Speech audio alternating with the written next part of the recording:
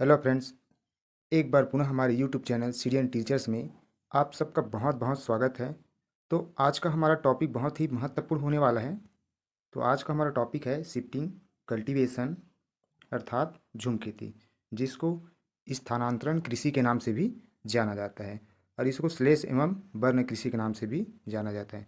तो चलिए हम लोग समय न करते हुए अपने टॉपिक की ओर चलते हैं। तो आज का हमारा बिंदु रहेगा जिसके बारे में हम लोग चर्चा करेंगे। तो झूम खेती क्या है, झूम खेती कैसे किया जाता है और भारत में कहाँ कहाँ किया जाता है और इसके और क्या क्या नाम हैं, इनकी मुख्य फसलें क्या हैं और पर्यावरण पर इसका क्या प्रभाव पड़ता है। इस प्रकार से हम लोग इन्हीं बिंदुओं पर चर्चा करेंगे। तो चलिए आगे चलते हैं। तो हमारे भारत में इन जगहों पर झूम खेती किया जाता है। तो चलिए मैं दिखा देता हूँ आप लोगों को कहाँ कहाँ पर करते हैं। ये हमारे भारत का एक मैप है, ठीक है। यहाँ पर आप लोग देख सकते हो जो हमारे भारत के राज्य है वो वहाँ यहाँ पर झूम खेती करते हैं, जैसे कि नागालैंड, मणिपुर, असम, मेघालय, अरुणाचल प्रदेश, त्रिपुरा और मिजोरम। फ्रेंड्स, आप लोग देख सकते हो कि हमारे उत्तरी पूर्वी हिस्से में झूम खेती किया जाता है, ठीक है। और यहाँ पर एक खास बात बता दूँ आप लोगों को, ये नागालैंड में ज़्यादातर झूम खेती कृषि किया जाता है, ठीक है। और ये मिजोरम में एक विशेष प्रकार का परंपरा चलता है दोस्तों। तो वो परंपरा ये है कि यहाँ पर लॉटरी सिस्टम लगाया जाता है, ठीक है। लॉटरी सिस्टम लगाया जाता है। तो लॉटरी क्या होता है, तो अपने ग्राम पंचायत के सभी किसानों को बुलाया जाता है और वहाँ पर लॉटरी निकाला जाता है और उस लॉटरी के हिसाब से ये पता चलता है कि किस किसान को इस वर्ष कितना खेती मिलेगा, ठीक है।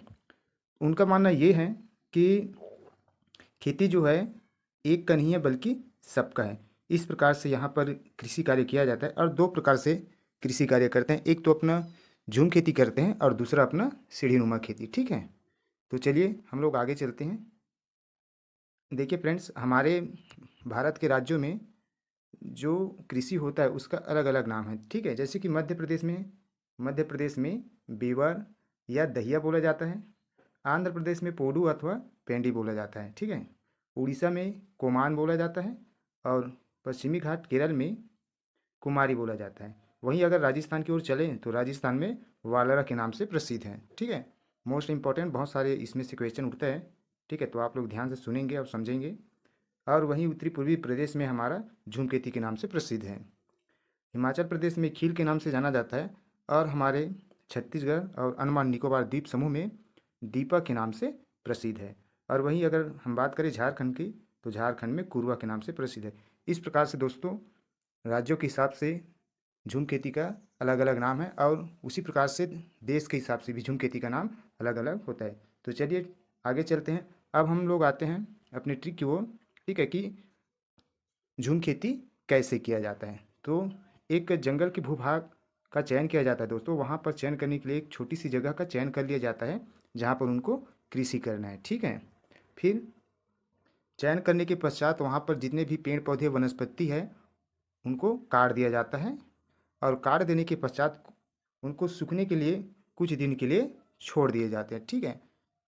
जब वो पूरी तरह से 1-2 महीने के पश्चात सूख जाता है तो उन पर आग लगा दिया जाता है।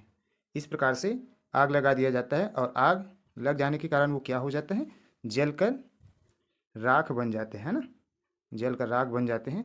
और हमारा कृषि, हमारा भूभाग जो है इस प्रकार से कुछ दिखाई पड़ता है। यहाँ पर देखिए आप लोग, यहाँ जलकर पूरा राख हो गया है, ठीक है। और उस राख को, ठीक है, उस राख को बिछा दिया जाता है। घर परिवार के लोग मिलकर सब लोग उस राख को ज़मीन में जितने भी हैं उस भूभाग में बिछा देते हैं। उनका मानना यह है कि दोस्तों राख को बिछाने से उत्पादन क्षमता बढ़ेगा, ठीक है। और बिछा देने के बाद हल न चलाते हुए पारंपरिक तरीके जैसे अपने फावड़े हैं, है ना, उनसे मिट्टी को उखाड़ लिया जाता है और बीज को सीधा छिड़क दिए जाते हैं, ठीक है। छिड़क देने के पश्चात कुछ महीनों पश्चात वहाँ पर फसल का उत्पादन आना प्रारंभ हो जाता है, ठीक है। धीरे धीरे फसल आना प्रारंभ हो जाता है। मैं आपको करीबी से दिखाता हूँ। तो इस प्रकार से हमारा ये देख सकते हो कि उत्पादन बहुत कम हुआ है।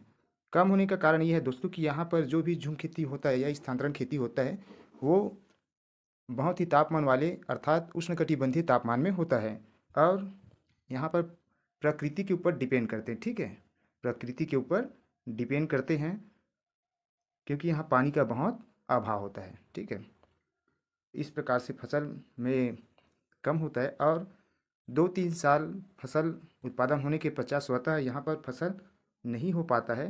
तो इसलिए ये लोग क्या करते हैं, फिर से ये लोग दूसरे स्थान का चयन करते हैं। ठीक है, अपनी कृषि कार्य करने के लिए फिर से दूसरे स्थान का चयन करते हैं और फिर से वहीं अपना क्रिया अपनाते हैं।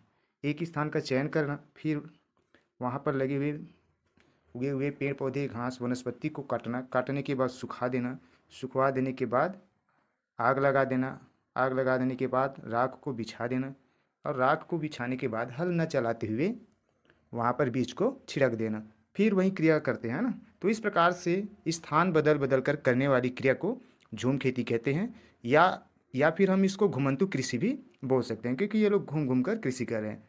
ठीक है, तो मैं आप लोगों को बता दूं ये जो कृषि होता है आदिवासी समुदाय द्वारा ज़्यादातर किया जाता है। ठीक है, आदिवासी समुदाय द्वारा किया जाता है।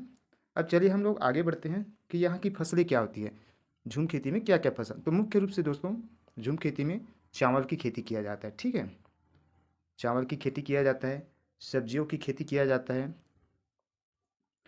मक्का बाजरा इस प्रकार से खेती किया जाता है जो बहुत ही कम समय ले। ठीक है, उसके बाद हम लोग देखते हैं कि झूम खेती करने से हमारे पर्यावरण पर क्या प्रभाव पड़ता है। तो सबसे पहले आप लोगों को बता दूं, जंगल का कटाई हो रहा है। तो जंगल का कटाई हो रहा है तो सीधी सीधी बात है कि बाढ़ का आना है ना बहुत संभव हो जाएगा। बाढ़ बहुत ज़्यादा आने की संभावना है। क्यों?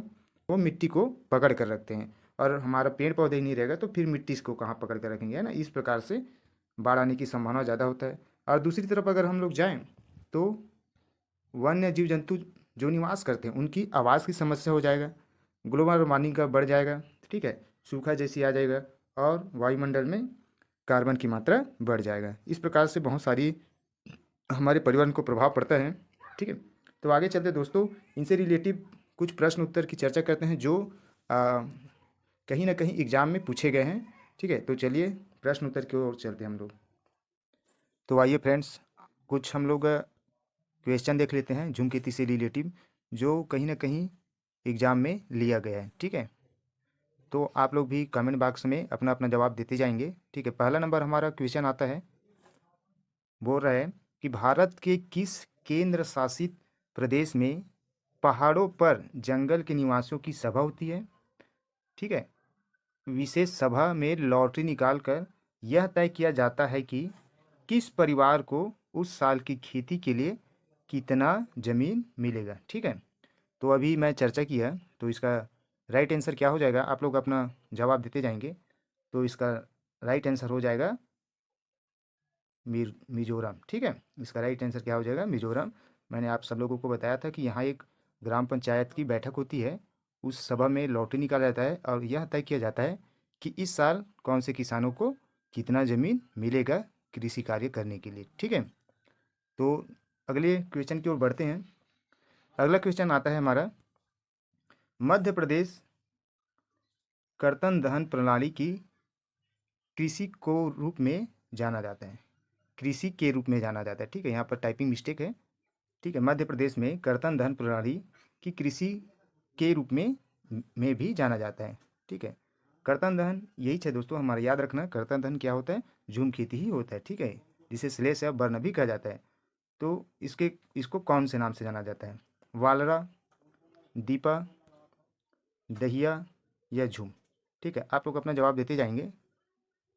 तो इसका राइट आंसर हो जाएगा हमारा दहिया। ठीक है, राइट आंसर क्या हो जाएगा, दहिया। क्योंकि वालरा को राजस्थान, हाँ वो राजस्थान क्षेत्र में लिया जाता है, नाम लिया जाता है इसका। दीपा हमारे छत्तीसगढ़ में बोला जाता है दीपा। ठीक है, और मध्य प्रदेश में दहिया या बेवर बोला जाता है। ठीक है, और झूम जो है पूर्वी क्षेत्रों में, उत्तर पूर्वी क्षेत्रों में बोला जाता है। तो इस प्रकार से राइट आंसर हमारा हो जाएगा क्या, दहिया। ठीक है, अगले क्वेश्चन की ओर चलते हैं। तो अगला हमारा क्वेश्चन आ जाता है, छत्तीसगढ़ राज्य में झूम खेती को किस नाम से जाना जाता है। ठीक है, तो पहला नंबर में आ जाएगा बेवर, दूसरा में आ जाएगा कुम्हारी, तीसरा में आ जाएगा वालरा, चौथे में आ जाएगा दीपा। ठीक है, तो आप लोग अपना जवाब देते जाएंगे। तो हमारा राइट आंसर कौन सा हो जाएगा? चौथा, दीपा। ठीक है, क्योंकि हमारे छत्तीसगढ़ और अंडमान निकोबार द्वीप समूह में दीपा के नाम से जाना जाता है ना। बेवर अपना मध्य प्रदेश में आ जाता है, कुमारी से ले लो केरल, और वालरा से ले लो राजस्थान। ठीक है, और दीपा बच गया, दीपा हमारे छत्तीसगढ़ में बोला जाता है। अगले क्वेश्चन की ओर चलते हैं। झूम खेती भारत में किस भाग में किया जाता है? ठीक है, मैंने आपको बताया था कि झूम खेती हमारे भारत देश में कौन से क्षेत्र में किया जाता है, तो अपना राइट आंसर देते जाएंगे। ठीक है, पहला ऑप्शन में है उत्तरी भारत, दूसरा ऑप्शन में है दक्षिणी भारत, तीसरा ऑप्शन में है पूर्वोत्तर भारत, और चौथा ऑप्शन में है पश्चिमी भाग। ठीक है, तो इसका राइट आंसर क्या हो जाएगा? पूर्वोत्तर भारत। ठीक है, पूर्व और उत्तर की साइड में किया जाता है। ठीक है, इस प्रकार से हमारा भारत का एक मैप रहता है ना। इस प्रकार से भारत का हमारा मैप रहता है, और हमारा पूर्वोत्तर भाग कौन सा है? ये वाला भाग है ना। ठीक है, तो यहाँ पर झूम खेती हमारा किया जाता है। चलिए अगला क्वेश्चन देखते हैं। ठीक है, बहुत ही महत्वपूर्ण क्वेश्चन है दोस्तों, आप लोग ध्यान से देखना, बिल्कुल आप लोगों को कहीं ना कहीं इसका फ़ायदा ज़रूर मिलेगा। झूम खेती के बारे में निम्नलिखित में कौन सा कथन सत्य नहीं है? ठीक है, तो पहला नंबर में हमारा ऑप्शन में है इसे स्थानांतरित खेती भी कहा जाता है, इसके परिणाम स्वरूप वनों की कटाई भी होती है। ठीक है, दूसरे नंबर के ऑप्शन में है यह फसल की पैदावार को काफ़ी हद तक बढ़ाने में मदद करता है। ठीक है, तीसरा नंबर में है हमारा खेती के बाद भूमि को पुनः प्राप्त करने के लिए कई वर्षों का समय का अंतराल होना चाहिए, और लास्ट ऑप्शन में है हमारा इसमें जंगलों के पेड़ों को काटना, पौधे के अवशेषों को जलाना, और फिर खेती के लिए भूमि का उपयोग करना शामिल है। तो आप अपना आंसर देते जाएंगे। तो इसका राइट आंसर हो जाएगा दोस्तों, इसका राइट आंसर हो जाएगा दूसरा, यह फसल की पैदावार को काफ़ी हद तक बढ़ाने में मदद करता है। ठीक है, यहाँ पर आप लोग थोड़ा से ध्यान देना, यहाँ पर हमारा क्वेश्चन में सही नहीं है बोला है ना, यहाँ पर ध्यान देना, सही नहीं है। ठीक है, तो पहला ऑप्शन में तो हमारा सही आ जाएगा, स्थानांतरित खेती भी कहा जाता है। ठीक है, ये सही आ जाएगा। दूसरा आंसर ये पैदावार को बढ़ाने में सहायक नहीं है, ये गलत है भी। ठीक है, उसके बाद तीसरा ऑप्शन में कई वर्षों का समय लग जाता है, बिल्कुल। ठीक है, फिर से भूमि उत्पादन प्राप्त करने के लिए कई वर्ष का समय लग जाता है, और चौथा ऑप्शन में पेड़ों पौधों को तो काटा ही जाता है ना। तो इस प्रकार से हमारा राइट आंसर क्या होगा? जो सही नहीं है। ठीक है, तो राइट आंसर हो जाएगा हमारा दूसरा। चलिए अगले क्वेश्चन की ओर चलते हैं। अगला क्वेश्चन आता है हमारा, झूम खेती को अन्य किस नाम से जाना जाता है? बहुत ही सरल और बहुत ही सिंपल सा, चूँकि ये पूछा गया है एग्जाम में, है ना, इसलिए लाया गया इसको। तो चलिए हमारा ऑप्शन में देखते हैं, घुमंतू खेती, पहाड़ी खेती, स्थायी खेती, सीढ़ीदार खेती। ठीक है, तो अपना आप लोग राइट आंसर देते जाएंगे क्या आएगा इसमें। ठीक है, तो इसका राइट आंसर क्या हो जाएगा? घुमंतू खेती, है ना, घुमंतू खेती, क्योंकि ये लोग घूम घूम कर स्थान बदल बदल कर करते हैं, इसलिए घुमंतू खेती आ जाएगा। पहाड़ी खेती तो बिल्कुल नहीं आएगा, है ना, ये तो ऑप्शन कट हो जाएगा। स्थायी खेती बिल्कुल भी नहीं है, क्योंकि ये ज़्यादातर 2 से 3 वर्ष के लिए किया जाता है ना। उसके बाद फिर सीढ़ीदार खेती बिल्कुल ही नहीं है। ठीक है, तो हमारा राइट आंसर आ जाएगा घुमंतू खेती। ठीक है, चलिए अगले क्वेश्चन की ओर चलते हैं। अगला क्वेश्चन है हमारा, झूम खेती के अंतर्गत भूमि का सबसे बड़ा प्रतिशत कौन से राज्य में? Most important question. ठीक है, तो आप लोग अपना जवाब देते जाएंगे। ऑप्शन नंबर पहला में है नागालैंड, दूसरा में है त्रिपुरा, तीसरा में है मिजोरम, और चौथा में है मध्य प्रदेश। तो बताइए ऑप्शन में, तो इसका हमारा राइट आंसर क्या आ जाएगा? नागालैंड, है ना। नागालैंड में सबसे ज़्यादा झूम की कृषि के अंतर्गत भूमि, है ना, किया जाता है इस राज्य में। अगला क्वेश्चन की ओर चलते हैं, अगला प्रश्न की ओर आते हैं। तो अगला प्रश्न हमारा है, निम्नलिखित में से किस प्रकार की कृषि को भारत में झूम खेती के नाम से जाना जाता है? चलिए बहुत ही अच्छा क्वेश्चन है, और आप लोगों को वही वही क्वेश्चन लग रहा है। ठीक है, लेकिन ये घुमावदार है दोस्तों, थोड़ा सा ध्यान देना, इसमें बहुत डिफरेंट है, और इसी में, है ना, गलत टिक लगाने से 1 नंबर आपका लॉस भी हो सकता है। ठीक है, तो ध्यान देना। पहला नंबर ऑप्शन में हमारा आदिम निर्वाह कृषि, व्यापक निर्वाह कृषि, वाणिज्यिक कृषि, वाणिज्यिक अनाज की खेती, है ना, और लास्ट में उपयुक्त में से कोई नहीं। ठीक है, तो चलिए ऑप्शन में देखते हैं, राइट आंसर क्या हो जाएगा हमारा? आदिम निर्वाह कृषि। ठीक है, राइट आंसर क्या हो जाएगा? आदिम निर्वाह कृषि, क्योंकि यह एक आदिवासी समुदाय द्वारा किया जाता है। ठीक है, तो हमारा क्या आ जाएगा? आदिम निर्वाह कृषि। व्यापक निर्वाह कृषि नहीं आएगा, क्योंकि व्यापक मीन्स बड़ा वाला कृषि होता है। ठीक है, तो ये बड़ा कृषि बिल्कुल नहीं है। वाणिज्यिक कृषि ये भी नहीं आएगा, क्योंकि वाणिज्यिक कृषि वो होता है जो सिर्फ व्यापार की दृष्टिकोण से है ना कृषि किया जाता है, उत्पादन किया जाता है। चलिए अगले क्वेश्चन की ओर आते हैं। तो हमारा राइट आंसर आदिम निर्वाह कृषि हो जाएगा, है ना। अगला क्वेश्चन है झूम कृषि है। झूम कृषि है, तो चलिए बताते हैं झूम कृषि क्या है। ठीक है, तो ऑप्शन नंबर हमारा पहला में दिया है जैविक कृषि, स्लैश एवं वर्ण कृषि, कीटनाशकों का सीमित उपयोग और उपयुक्त में से कोई नहीं। ठीक है, चलिए अपना ऑप्शन बताते जाएंगे। तो हमारा राइट आंसर क्या हो जाएगा? राइट आंसर हो जाएगा स्लैश एवं वर्ण कृषि। ठीक है, स्लैश एवं वर्ण कृषि, जिसको दहन एवं कर्तन कृषि भी बोला जाता है। ठीक है, तो चलिए अगला क्वेश्चन की ओर आते हैं और लास्ट क्वेश्चन की ओर आते हैं। लास्ट क्वेश्चन हमारे ये बोल रहे हैं कि झूम खेती को अन्य किस नाम से भी जाना जाता है। ठीक है, अभी के ही टॉपिक में हम लोग चर्चा किए थे, तो आप लोग अपना जवाब देते जाएंगे। कर्तन एवं दहन कृषि, वनारोपण कृषि, बगान कृषि, खाद बनाना।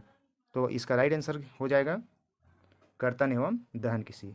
वन रोपण वह कृषि होता है जिसमें, ठीक है, पेड़ पौधे लगाए जाते हैं, है ना। बगान कृषि वह हो जाता है जिसमें फल फूल सब्जी उगाए जाते हैं, वो बगान है। और खाद तो हमारा झूम खेती बनाता ही नहीं है ना। तो इस प्रकार से दोस्तों ये कुछ हमारे प्रश्न उत्तर हैं। आई होप आप लोगों को यह टॉपिक बहुत ही अच्छा लगा होगा, समझ में आया होगा। ठीक है, और अच्छा लगा होगा तो हमारी वीडियो को लाइक करेंगे और हमारे चैनल को सब्सक्राइब करेंगे। ठीक है, आज के लिए धन्यवाद। मिलते हैं अगले कोई और टॉपिक के साथ।